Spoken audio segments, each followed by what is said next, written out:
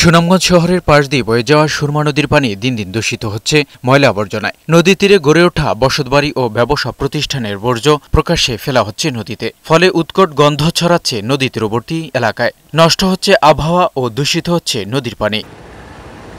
শহরের পৌর kitchen market সংলগ্ন নদীর তীরকে ময়লা আবর্জনার ভাগাড়ে পরিণত করা হয়েছে। এসব ময়লা আবর্জনা ও পলিথিন গিয়ে পড়ছে নদীর পানিতে। ফলে অপচনশীল বর্জ্যে ভরাট হচ্ছে নদীর তলদেশ। কমছে নদীর মাছও। ময়লা আবর্জনায় নদীর পানি দূষিত হওয়ায় বৃদ্ধি পাচ্ছে রোগ জীবাণু। দ্রুত এসব ময়লা অপসারণের দাবি স্থানীয়দের। অনেক দুর্গন্ধ আসে, চলাচল করতে পারে না, এদিকে সব পচাগুলা ওদিকটা ফেলাইতেছে। এই দুর্গন্ধে মানুষের খুব কষ্ট হইতেছে।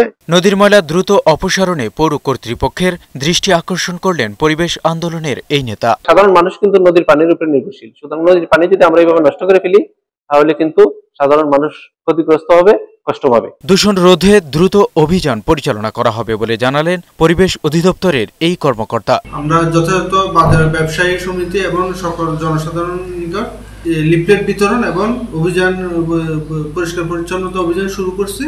নদী তীরবর্তী ময়লার ভাগাড় পরিষ্কার করে নদী দূষণ কমাতে কার্যকর পদক্ষেপ নেবে কর্তৃপক্ষ, এমনটাই প্রত্যাশা স্থানীয়দের। এমজে জুয়েল, বৈশাখী সংবাদ।